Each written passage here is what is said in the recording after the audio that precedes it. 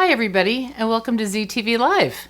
Happy New Year. Susan Mulligan Fleischman here, and so great to see you again. Today is Thursday, January 7th, 2021, and here we are off on a new year, new beginnings, and my first show on ZTV for 2021. And I'm so excited to welcome my guest, Ron Fitzsimmons, Executive Director of Alice's Kids. And I'm just going to go ahead and bring Ron right up on the screen. Ron, hello, and welcome to ZTV Live. Hi, Susan. Thanks for having me. Sure. Thank you so much for joining us here. I don't know if everybody knows, but that we did a feature story on your wonderful organization a couple of months ago. I believe it was the August issue, and such a great story of Alice's Kids. It's such a unique nonprofit. You really have carved out a niche, a needed niche that nobody was really fulfilling. Can you talk to kind of how you kind of found that, because it was a little bit of a search for you, wasn't it?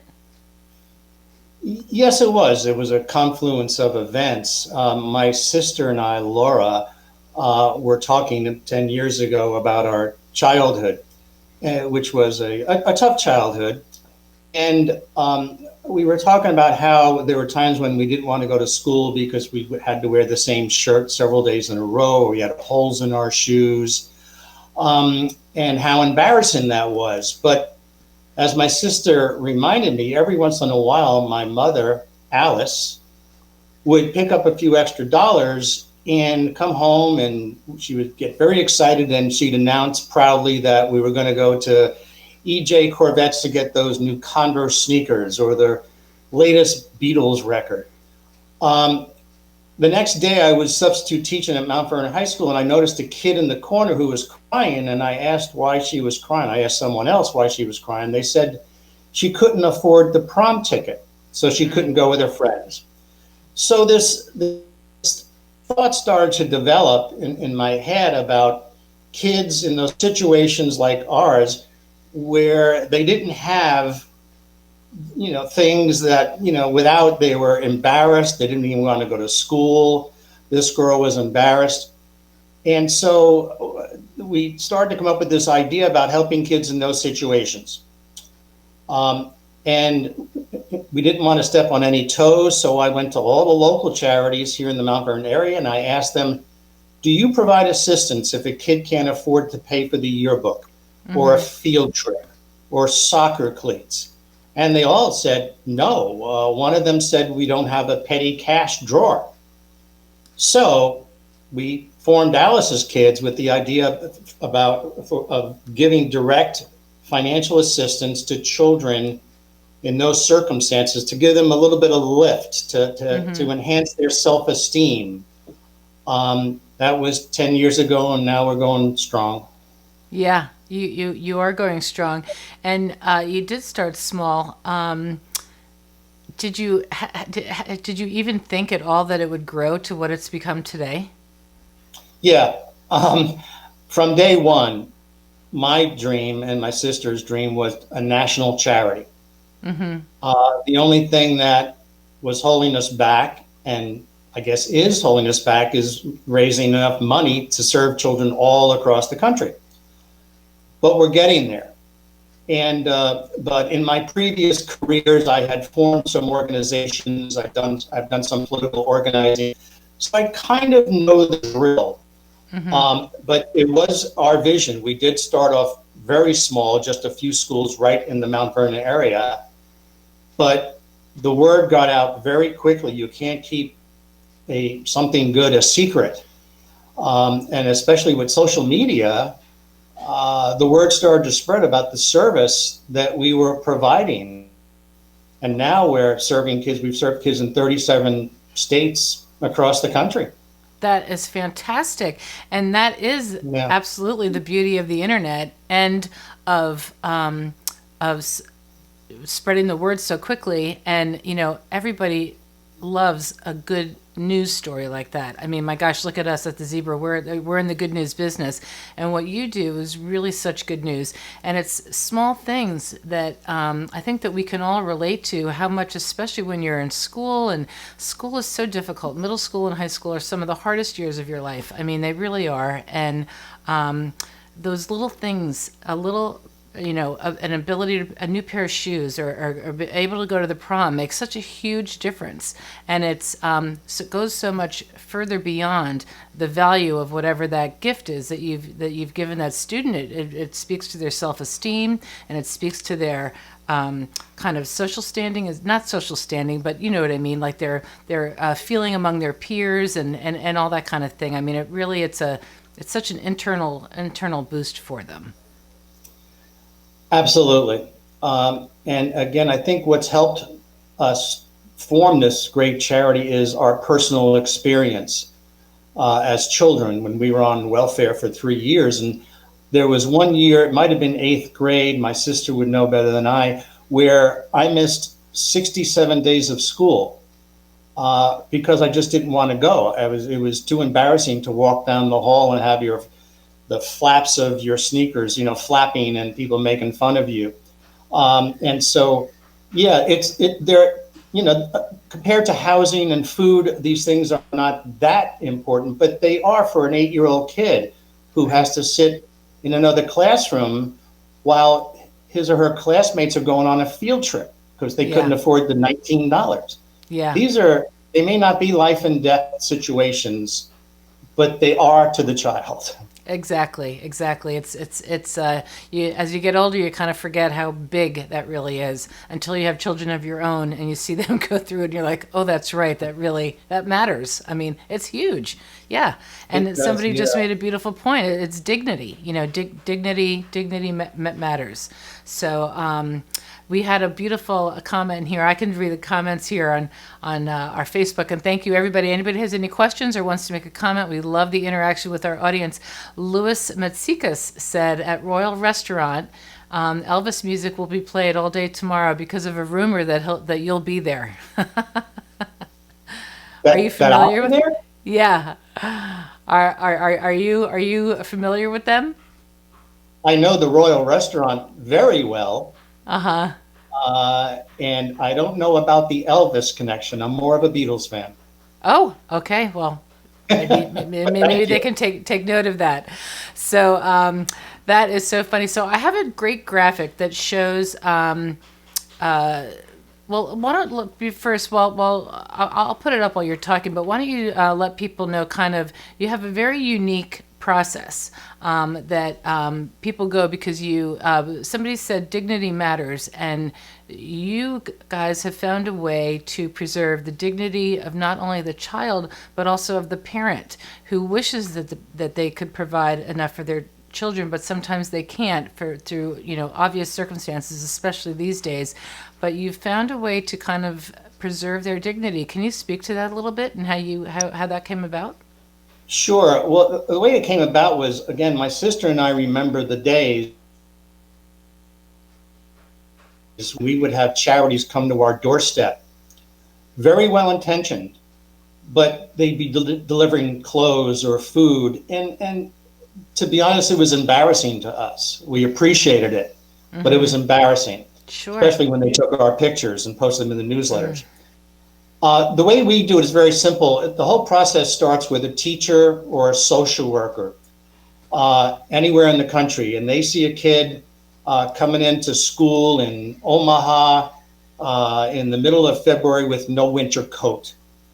The teacher, let's say, will then just send us an email. They have our request form. They send us a request on behalf of the child. They don't identify the name of the child. We don't want to know names. They give us some background. They explain, tell us about the kid, and they explain what the need is and how much it costs. Let's say they ask for $100 for a Target gift card. Within 24 hours, if not faster, that teacher gets an electronic gift card to Target for $100. We have some great volunteers. I think we have 11 gift card volunteers who work furiously. They get the card to the teacher turns around and gets it to the parent or a guardian.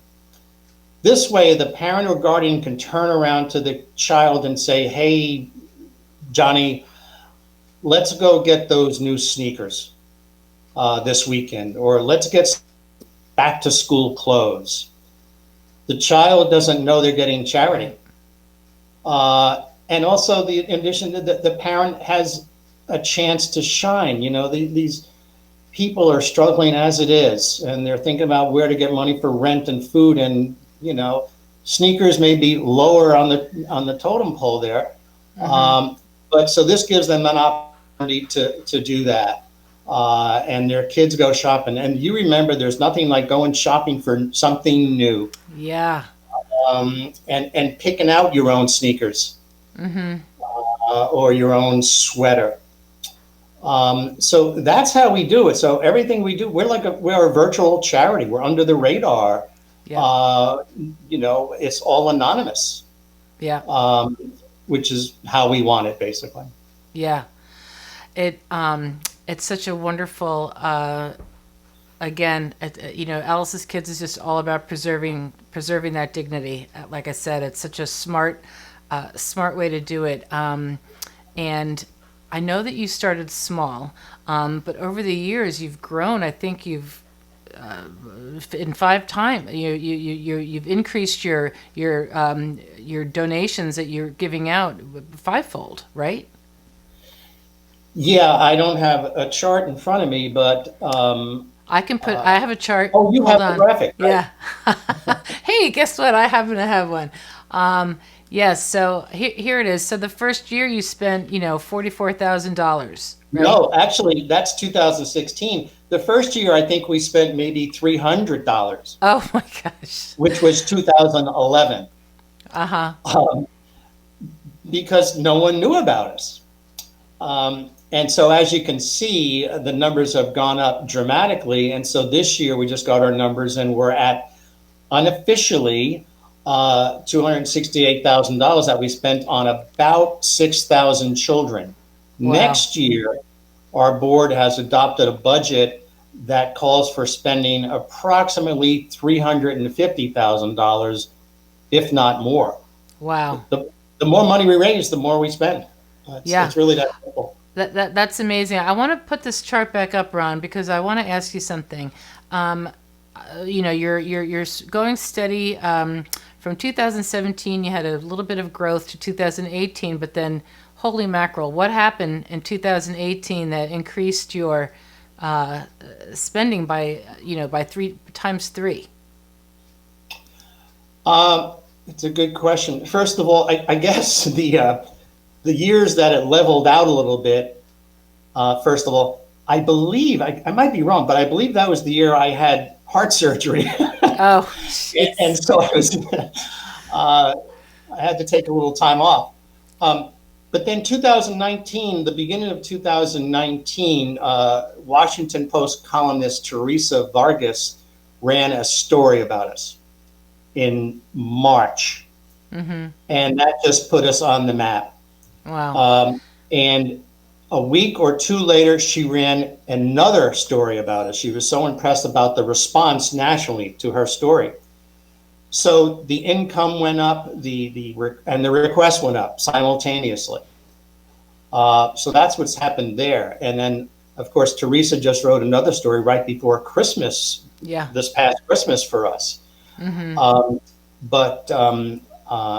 So yeah, that's why the numbers started to jump. And also we became much more aggressive on Facebook and Twitter. I've learned Twitter to some extent. And yes, you have. Hi to all our Twitter friends out there. We've got like 10,000 of them now. Yes, you do. You have them. Huh? You have a lot of fans on Twitter, and you're a bit of celebrity of sorts now, right? Individually, I don't know about that, but it is kind of funny. But it builds up on itself. You get publicity, the word spreads, you get more publicity. We've refined our communication skills to our donors, and we put out a monthly electronic newsletter which is not overwhelming. It's just, a few quick paragraphs. And so we're very careful with how we communicate with people. We're very good at thanking people. My sister writes thank you letters to hundreds and hundreds of people, personal thank you letters. And our board members make phone calls to donors. So it's a real hands-on charity, which I think is very important. And It, also, more importantly, is that we ask for money once a year in November. We only do one fundraising drive because, we all get letters when you send a donation and you get another letter within a week saying, please send more money. And I feel like that becomes white noise. yes. And so we've pledged once a year, that's it. We will officially ask for money. And I think people appreciate that. Yeah, I do too. And Ron, I mean, you guys are doing all the right things between the thank you notes and the speed at which you're fulfilling these requests and really everything that you're doing. And oh, pardon me, excuse me.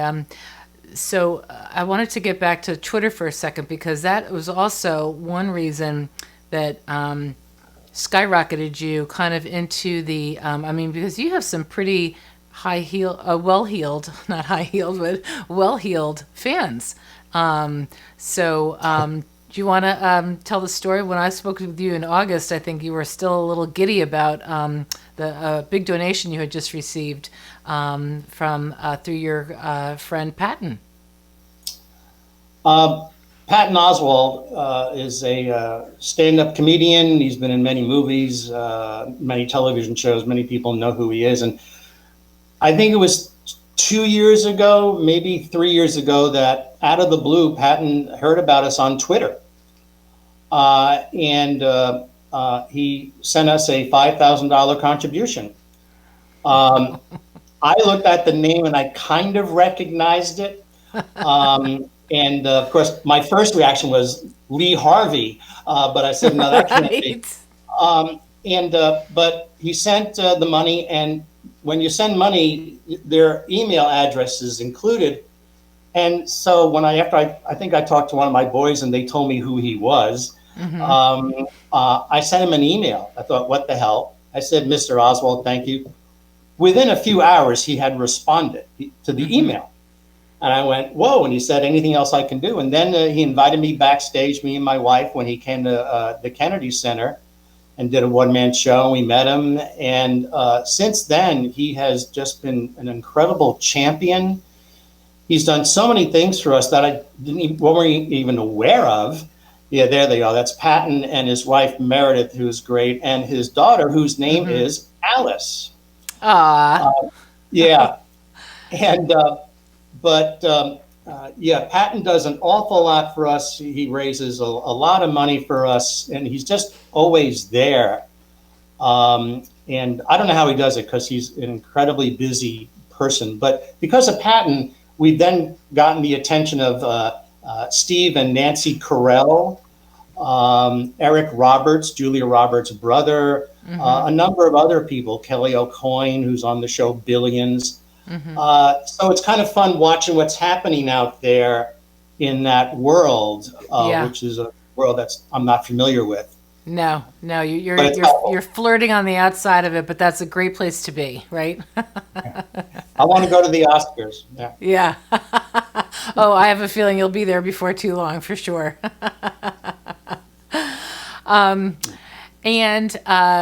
So now you guys were going strong through 2018, 2019, and your program was going. You were fulfilling donations. Teachers, counselors, coaches, anybody who saw a kid in need and thought, let's see if Alice's kids can help this child out, this student out for whatever reason. And then the pandemic hit, and students were not in school with their teachers anymore. How did you, what happened after the pandemic hit? I mean, were teachers reaching out to you or saying, I don't know how to reach our students anymore, or what happened? Yeah, I mean, a number of things happened. Teachers virtually disappeared. But what we did is we have a very flexible board that can turn on a dime. And so the first thing we did was that we started to figure that the kids were going to be home for several months. And the question came up, what are they going to be reading?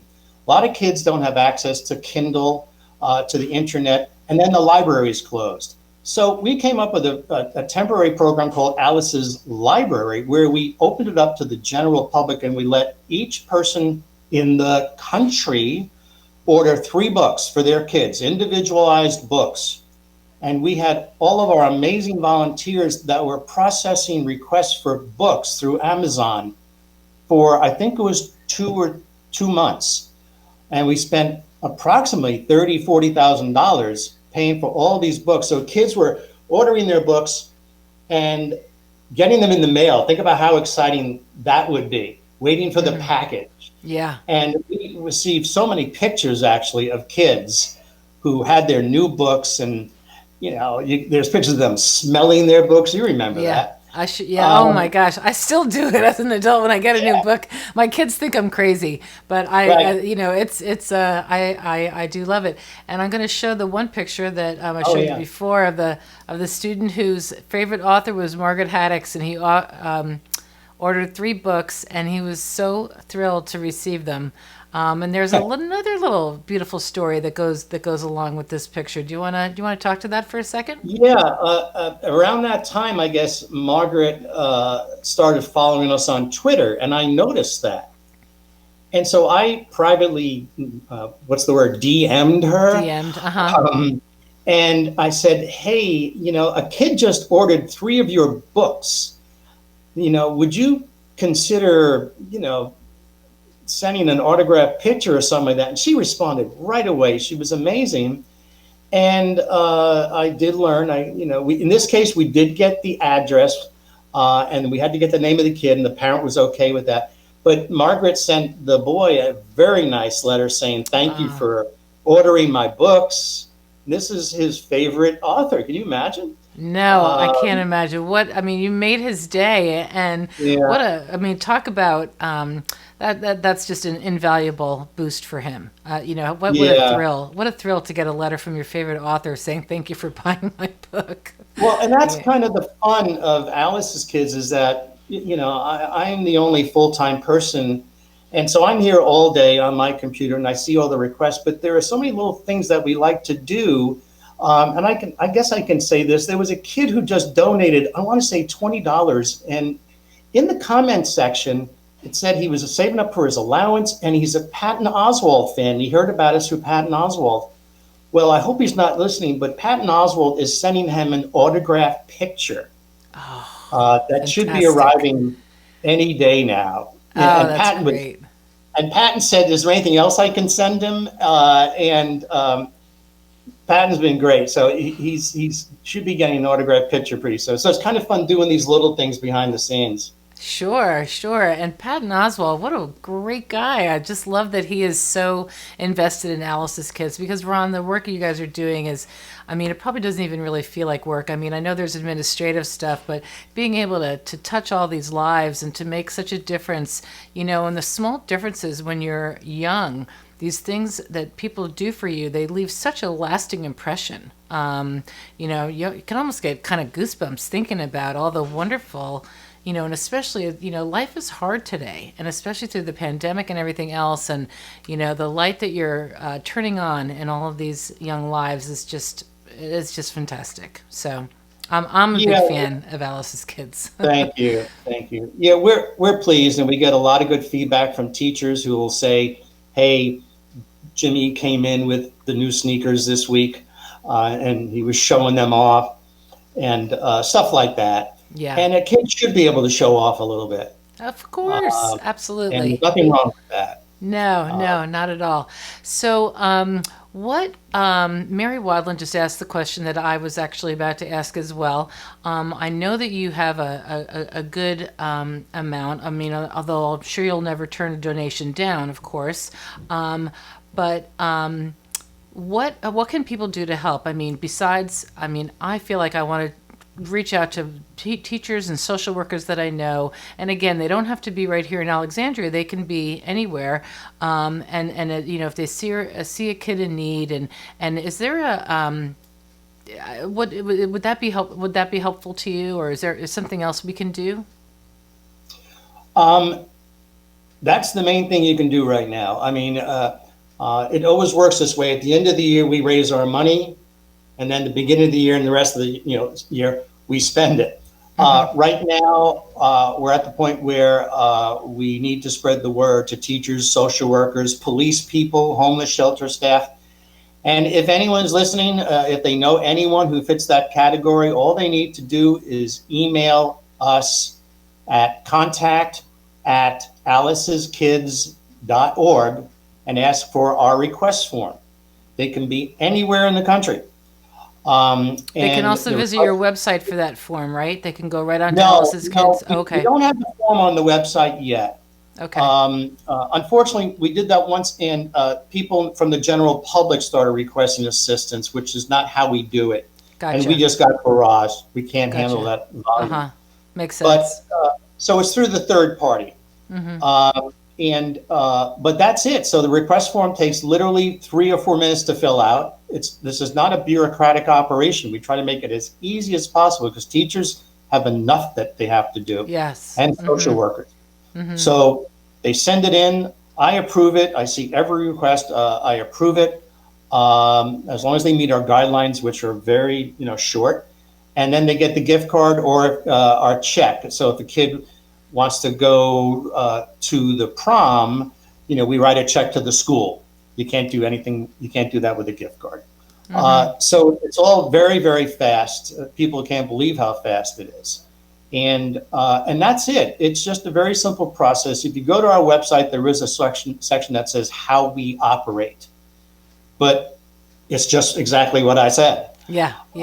We don't ask for income statements. We trust the teacher and social worker to make that judgment call. And more often than not, of course, the teacher and social worker will go to the parent and will say, can I ask for assistance on your behalf? But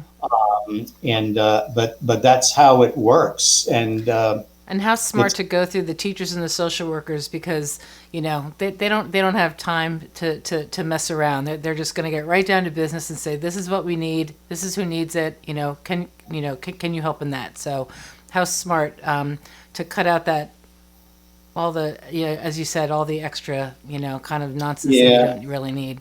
We wanted to make it as easy as possible, and that was one of the problems in the beginning, because people, when I would give speeches and stuff, when we could meet in person, people didn't believe what we were offering. It does seem too good to be true. Like I had 2 heads on. And by the questions they asked, I could tell that they didn't believe the presentation I had just made. But after a while, the minute they sent the first request and they had a gift card within 24 hours in their inbox, they went, oh, now I get it. I'm a believer. Yeah. I'm a believer. Yeah. Yeah. Well, that's good. I know that we have a wonderful audience tonight. There's Maria Lewin says, Hey, Maria. Yep, she says goosebumps every time I provide a gift card to these kids. Maria's on the board. Beth Jarvis says, hi, Susan and Ron. Alice's Kids is making such a difference for so many, and Patton Oswalt is amazing as well. Yep, we're getting Laura, your sister. Hi, Laura. Says thank you all for being out there listening. So just a lot of fans. So out Laura's here. happy that I've mentioned her several times, right? Good. She gets mad at me if I don't mention her name. Amanda Jordan must be also on the board. She said, always the highlight of my day to fulfill one of these requests. Carolina Diaz, proud to be part of this amazing organization. Catherine Noble, Capital Caring Health, learned of Alice's Kids from your amazing volunteer, Maria Lewin. Thank you for being wonderful. There's a lot of love here for you, Ron. It's just wonderful. And it's for the organization. It's for the organization. You're right. But thank you Maria all knows for. I can be a pain, and so there's not a lot of love personally for me in my board. Well, thank you everybody for chiming in. Joni Serio said greetings from your greatest Canadian fan. So, Canada, right? Hey, Joni. That's right. So we're international now. So that's really fantastic and pretty fancy.